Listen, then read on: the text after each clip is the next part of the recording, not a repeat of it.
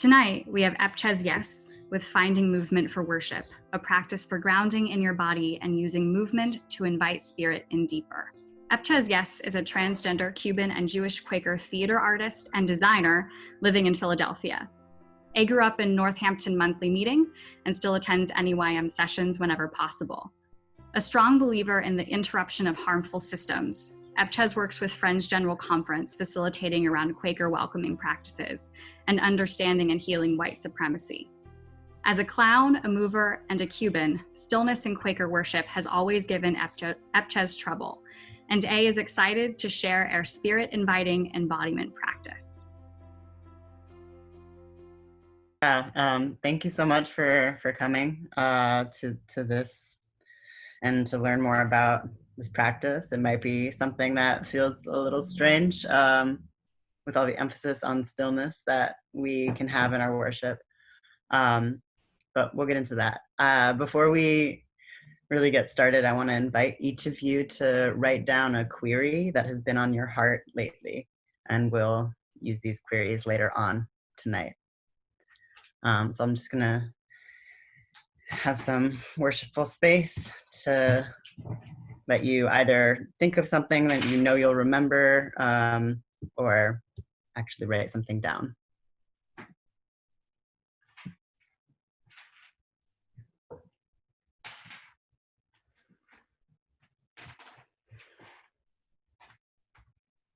I want to start tonight by disclosing something that actually makes me a little anxious to share with friends. I'm very fidgety. I'm a very fidgety person, and I've always have experienced difficulty feeling able to center through stillness. And part of that I've come to understand is that when I am fidgety, when I feel my body doing things and I try to squash that down, I try to contain it rather than accepting it and loving myself and my body through that, it makes it even more difficult to be centered in a worshipful space. Stillness is part of the Quaker tradition of waiting worship, and I've been eldered, I've been shamed, and my lifetime of Quaker experience with has been questioned because I'm a fidgety friend. I'm also a mover in my life outside of Quakerism through theater and some dance background, but movement practice is a big part of my life. So stillness as the only bodily option for worship hasn't worked for me very well. And in addition to that, it has some problems. It is fairly ableist. There are many people who, because of how their bodies are, staying still is not actually an option. It's culturally restrictive, and it plays into the mind-body divide and can create shame around the body's needs, around being someone who is connected to their body. For many cultures and many people, movement is an integral part of connection to the divine.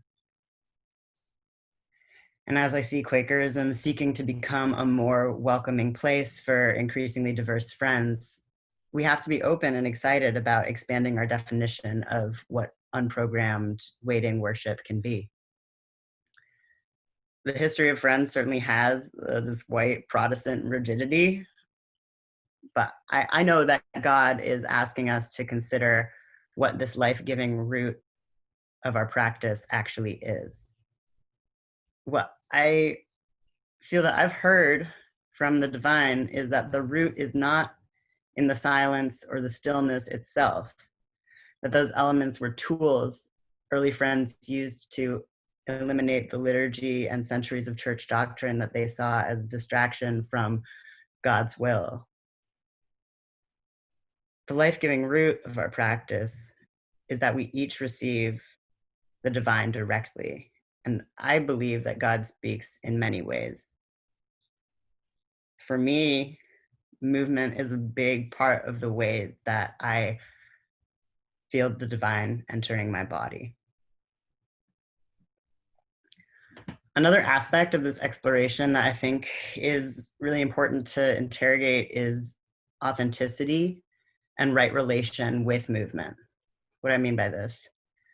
I've noticed that many times when white friends consider how to integrate movement or music or other joyous, ecstatic kinds of emotional expression into worship, what often occurs is actually cultural appropriation. With drum circles, with gospel music. And it's really important to be welcoming of those elements when they're brought in by friends who have that cultural experience and lived experience. But when it is something that is coming from a different desire to try something out, try something on that's not from our own cultural experience, it can be very it can be hurtful, actually. So I believe that it is particularly important for white Quakers to experiment with finding expression of intense emotionality and ways of coming into that don't take from other cultures, which have too often been exploited for the benefit of white people and to the detriment of African, Indigenous, American, and Asian people. White people, like all people, benefit by learning how to access our own forms of ecstatic joy, grief, gratitude. We can all access a personal experience of the divine inspiring movement in the body. But the movement should be authentic from one's own experience in connection with one's own ancestry. And where both of these fail, as they can fail sometimes to inspire, by following the still small impulses of one's own body. That's what I mean when I say authentic movement. And as a believer in kinesthetic spiritual connection, I hope I can help friends respectfully integrate the possibility of movement into our worship spaces. So tonight I'm going to go over 3 fairly simple practices, experiments that I use both in worship, in meeting, and in my solitary practice. And during COVID, these have sort of become the same thing. And you may find that it's a perfect time to be experimenting with movement in worship because we might not be as concerned about distracting the friends worshiping next to you.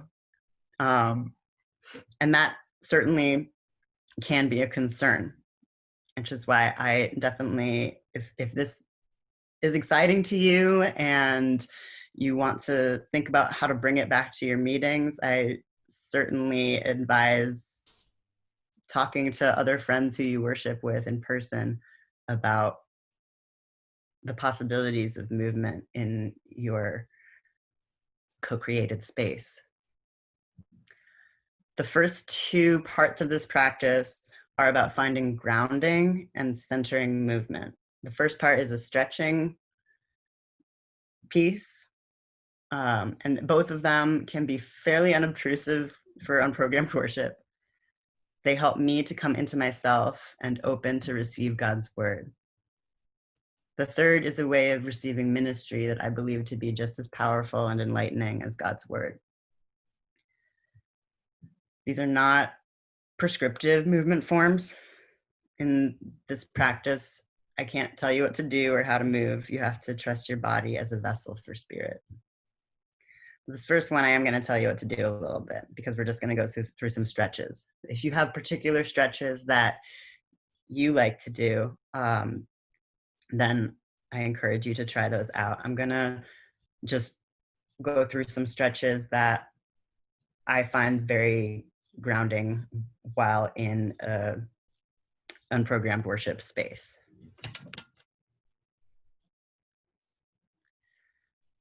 For me, stretching is a form of prayer also.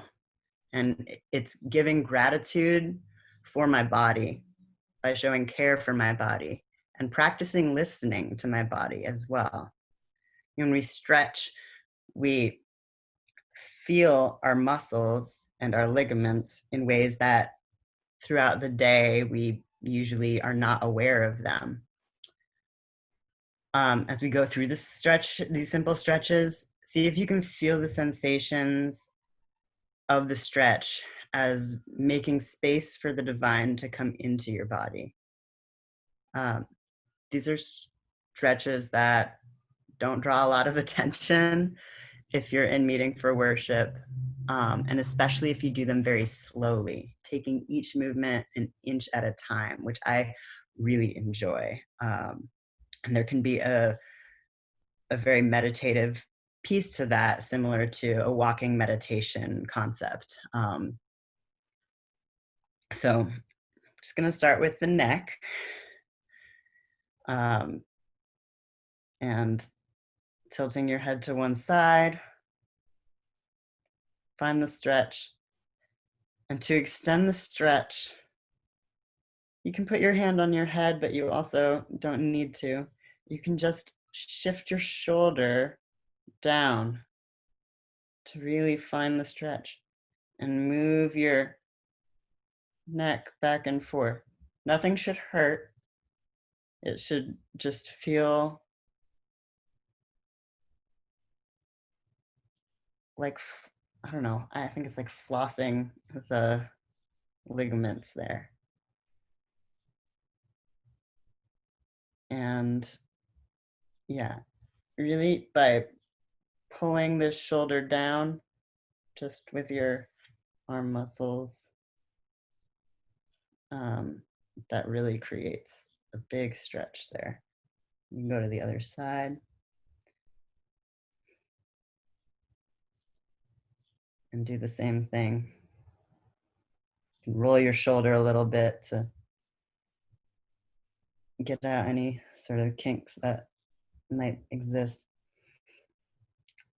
Moving your head back and forth, you find the place where the stretch, your neck needs you to breathe into it.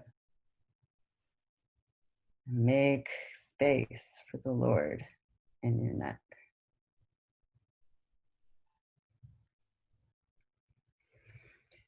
Hips next.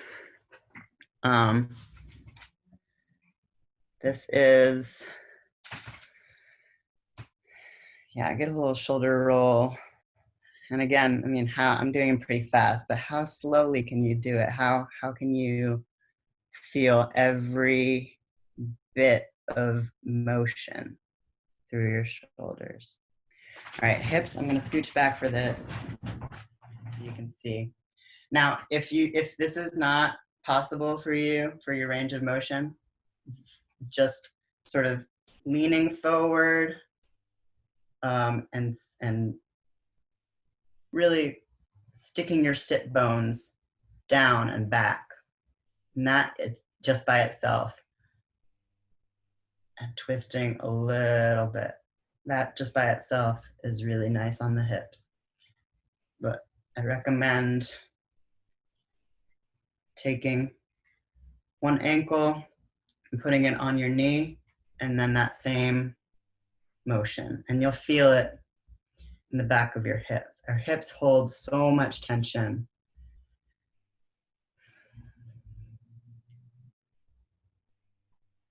And, you know, as you just leaning forward over and just concentrating on bringing your sit bone down and back. And you can lean over your foot a little bit more. Wherever the stretch feels good. If it ever starts to hurt, that's too far. And always remembering to breathe into it. And you can see how like this can be very lovely to do in meeting for worship. If you're having difficulty, as I often do, just sitting very still, getting grounded, even just this, see, my hip doesn't really do it on this side very much even. So if you can't, there's no shame in that whatsoever. See how even just this gives something in the body to bring attention to, and helps me so much to quiet my mind, to be a more receptive place for spirit.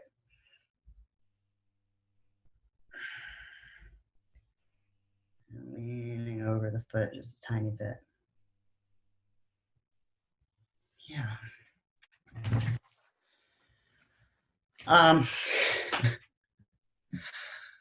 This next one, I have at times had people come up to me after worship and say, "Are you okay?" because of this one, but it was worth it. This is just a simple roll down the spine. You may often do this sort of standing up, roll down the spine. When we're sitting down, I think because of the ways the legs are bent, it provides even more possibility for release. So just go down head first, vertebrae by vertebrae, and as far down as you can go. And once you get to the bottom, you'll find that with each exhale, there's farther still to go. And there's something so beautiful to me about that act of making space with our breath, of farther and farther push with our breath, that the giving way that is so possible. Just every time you breathe, there's a little bit more, a little bit deeper. And most importantly, for me in the next part of the practice, and because I have really bad wrists, experience a lot of wrist trouble in my life, I think it's really important to stretch your wrists. So there are simple ones. These ones are a little too intense for me even, but where you hold your hands down like that. I can barely do this, especially this one. And I really don't push it. There's a little stretch there. But this one I love, and it feels very prayerful also. Basically, you can sort of start with a prayer hand and bring your other one hand down till it's sort of around the wrist. And then turn your wrist as you bring your hand down. And I'm kind of pushing up with my hand that's still in the prayer position, but it doesn't move because this other hand is giving it tension. So just slide down the forearm. Yeah, even digging in a little bit feels really relieving. Really relieving.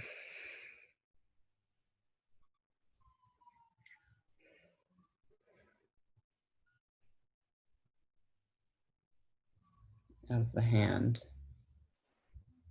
turns towards the...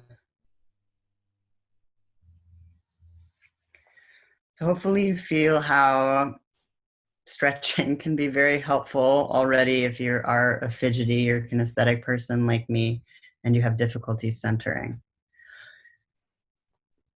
The next piece is body awareness and prayerful movement exercises.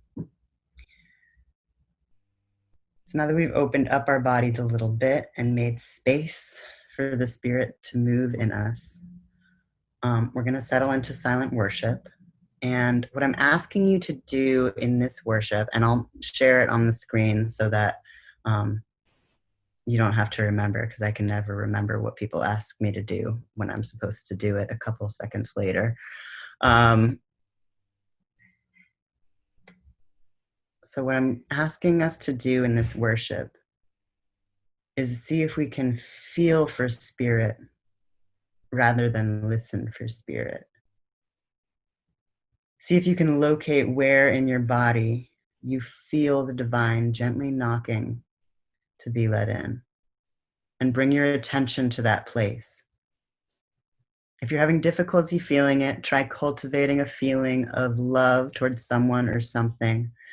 Compassion is incredibly powerful, and actually the emotion of feeling compassion towards anything, anyone, any group,